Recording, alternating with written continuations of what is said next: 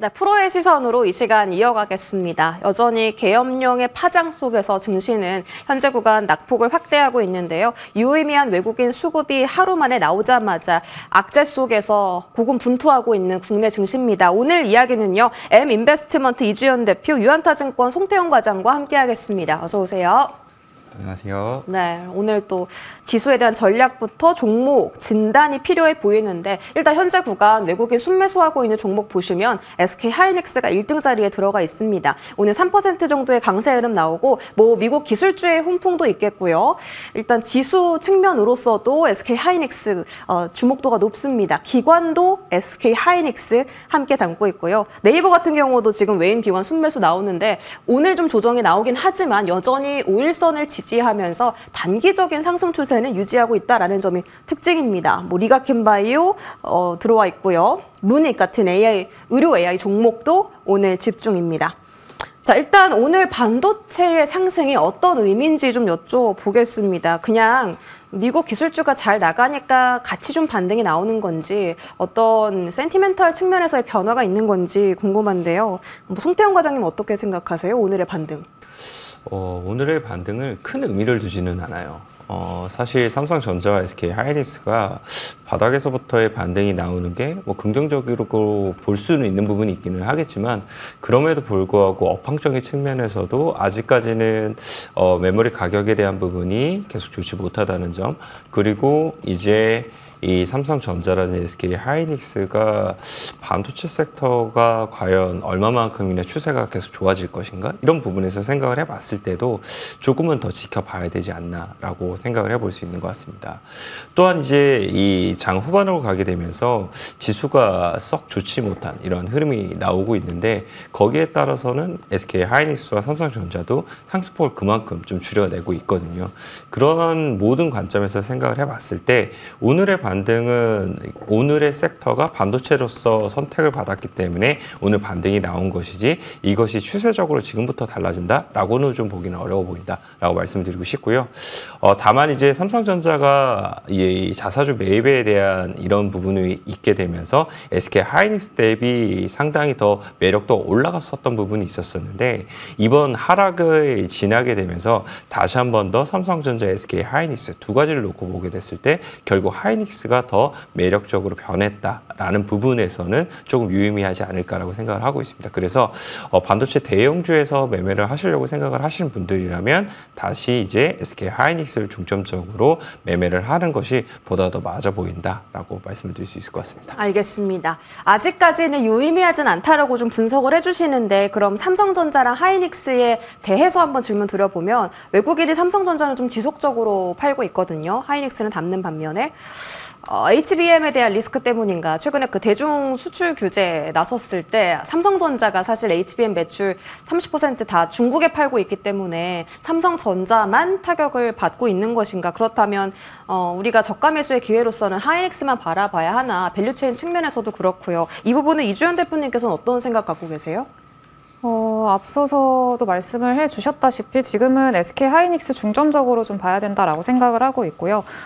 지금 HBM 관련해서는 안 좋은 이야기들 나오고 있긴 합니다만 또 반대로 또 좋은 이야기들도 반사적으로 많이 나오고 있는 상황이긴 합니다. 지금 시장에서는 부각이 되고 있지는 않지만 어쨌든 SK하이닉스 같은 경우에는 16만 원 초반대 그리고 그 밑에서부터는 충분히 메리트 있는 구간이라고 생각을 하고 있고요. 지금처럼 좀 상승이 나오는 구간에서 접근을 하시는 것보다는 이제 조정 시에 좀 SK하이닉스는 계속 좀 접근하는 전략이 좋지 않나 이렇게 생각을 하고 있습니다. 어제도 미국에서 마블 테크놀로지가 실적 발표를 했는데 굉장히 좋게 발표를 했고요.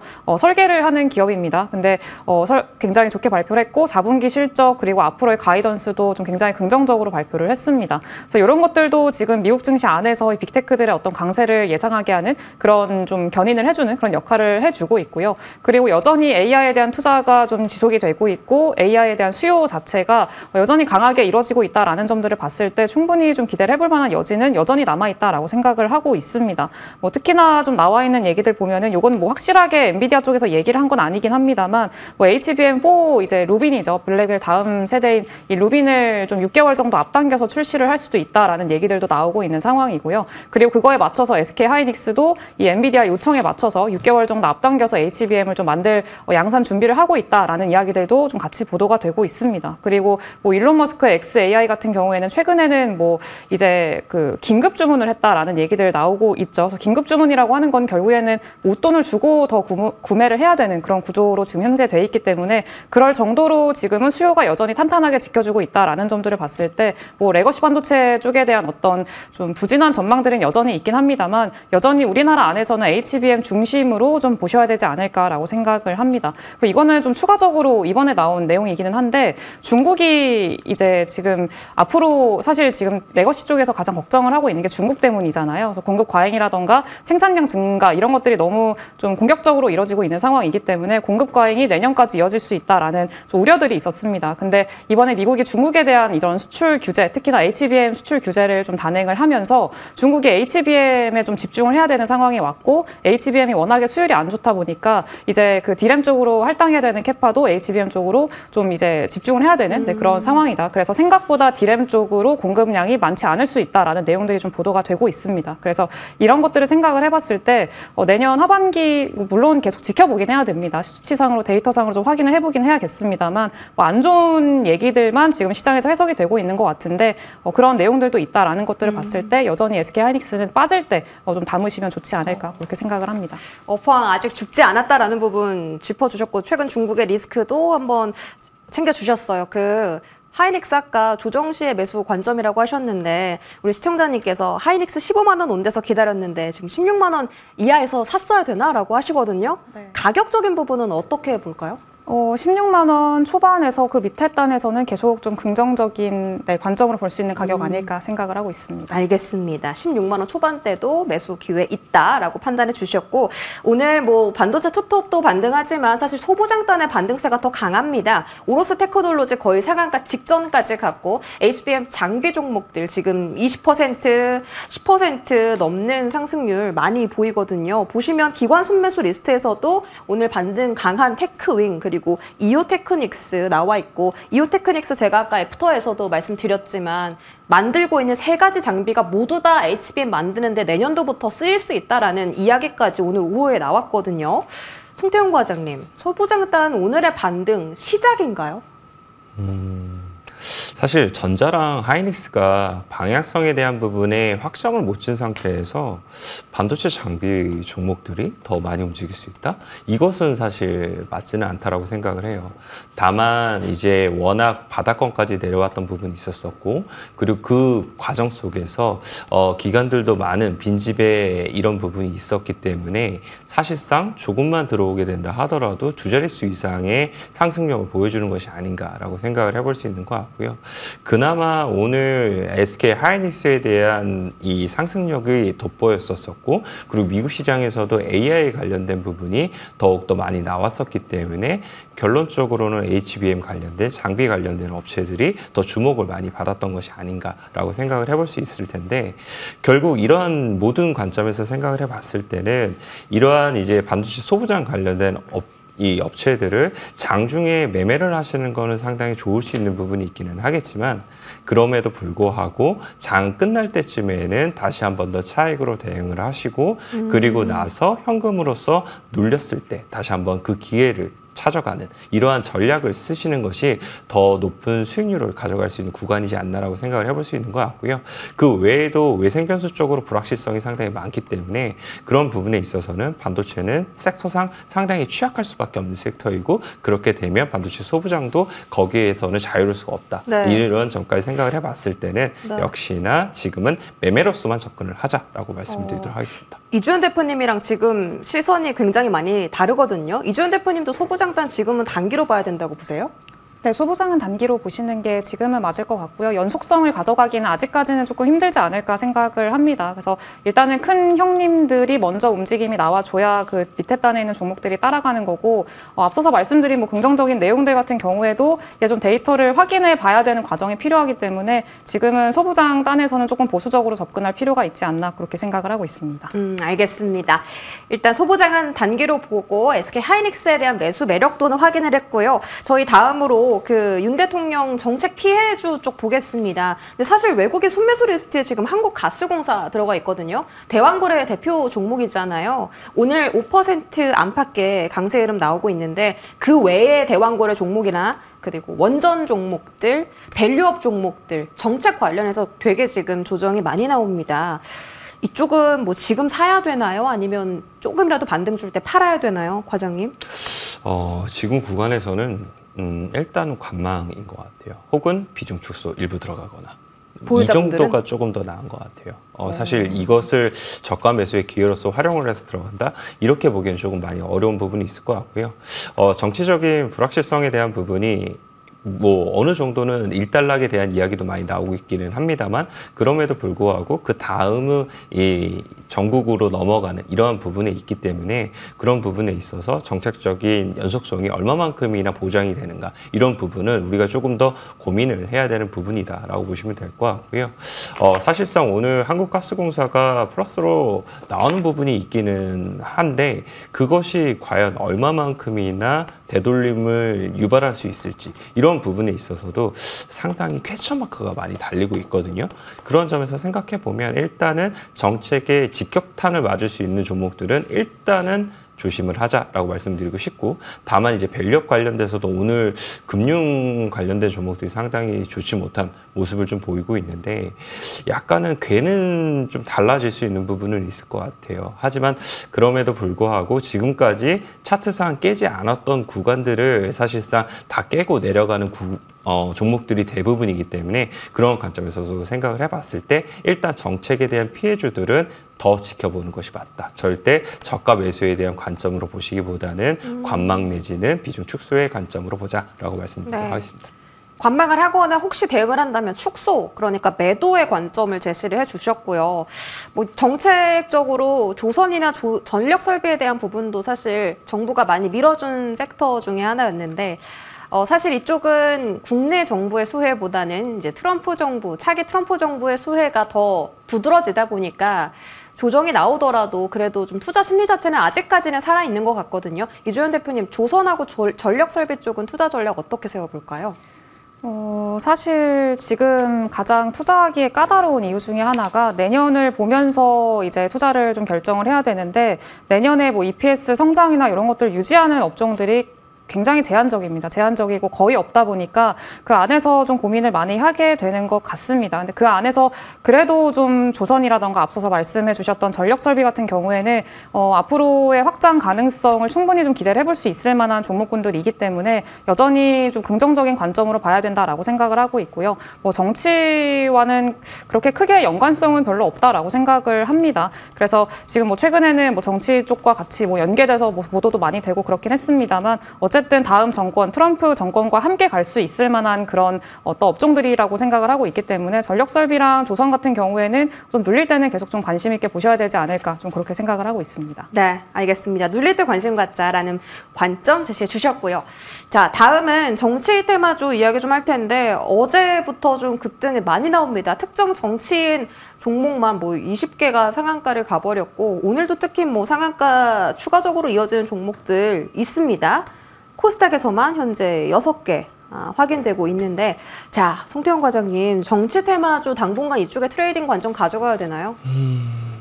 그럴 가능성이 높지 않을까 생각돼요. 뭐 그만큼 테마적인 부분에 있어서 수급을 많은 부분 이제 몰아서 가져갔기 때문에 추가적인 정치 관련돼서 이제 누군가 더 주목을 받을지, 이런 부분에 의해서 상당 부분 이런 움직임들은 또 달라질 수 있는 부분도 상당히 많지 않을까라고 생각을 해볼 수 있는 것 같고요.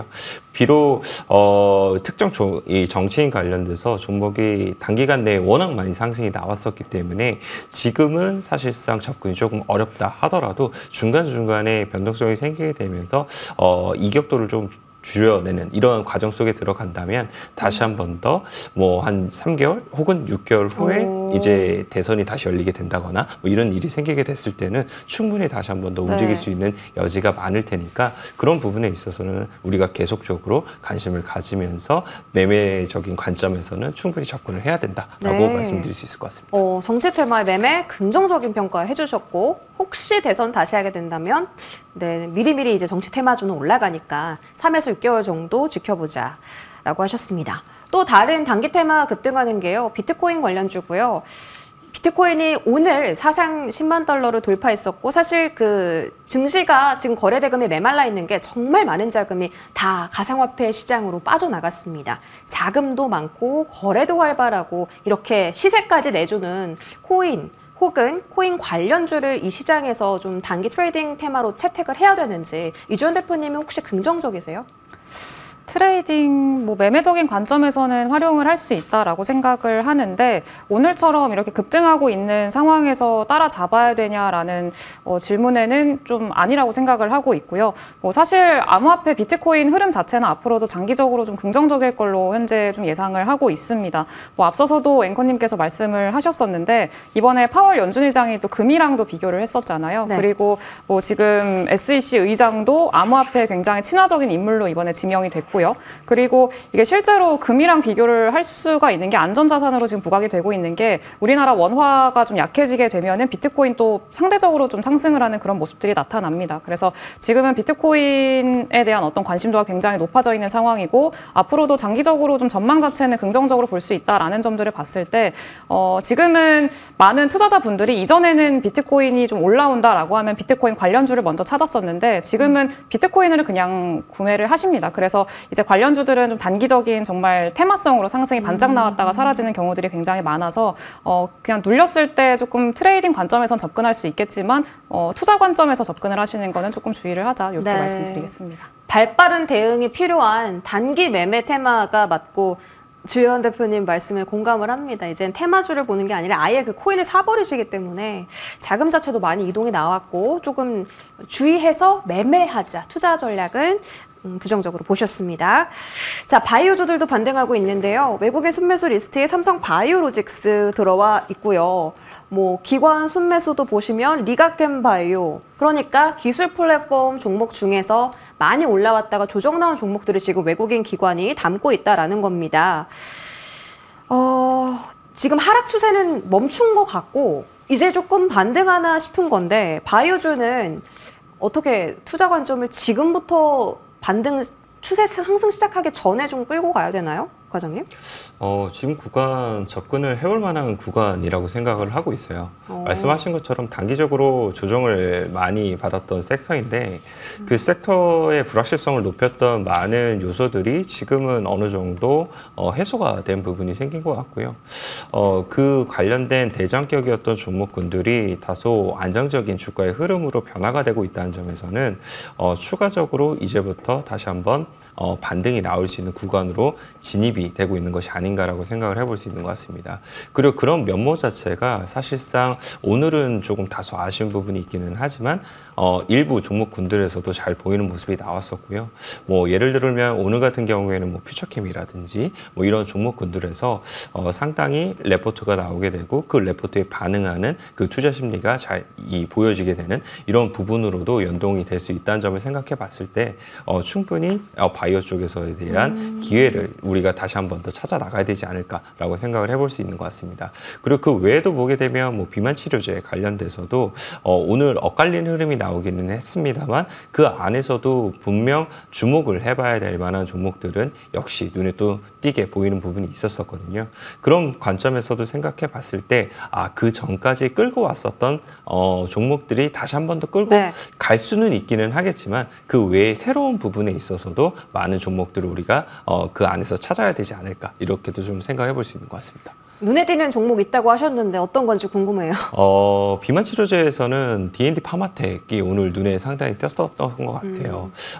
그 유지 관련돼서 이제 결국은 이제 이 기술 플랫폼을 이제 라이센스 아웃을 하게 됐고, 그것을 통해서 추가적으로 내년도 상반기에 결과도 나올 수 있다는 점, 뭐 이런 점을 생각을 해봤을 때는 D&D 파마텍이 추가적인 상승과 함께 전고점을 뛰어넘을 가능성이 상당히 높지 않을까라고 생각을 하고 있고요.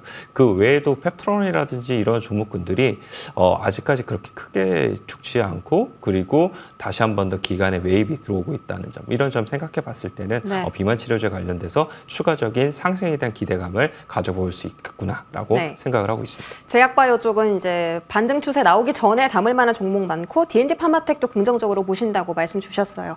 기관 순매수 보시면 7위단에 루닛 자리에 있거든요. 최근에 그 미국에서도 하드웨어보다는 소프트웨어 쪽으로의 자금 이동이 굉장히 많고요. 의료 AI 쪽에서 루닛이 좀 대장입니다. 최근 한 달 동안 가파른 상승 보이고 있는데 이주연 대표님, 이거 이제는 단기적인 반등이 아니라 정말 추세적으로 의료 AI는 좀 갈 수 있겠습니까? 루닛 중심으로?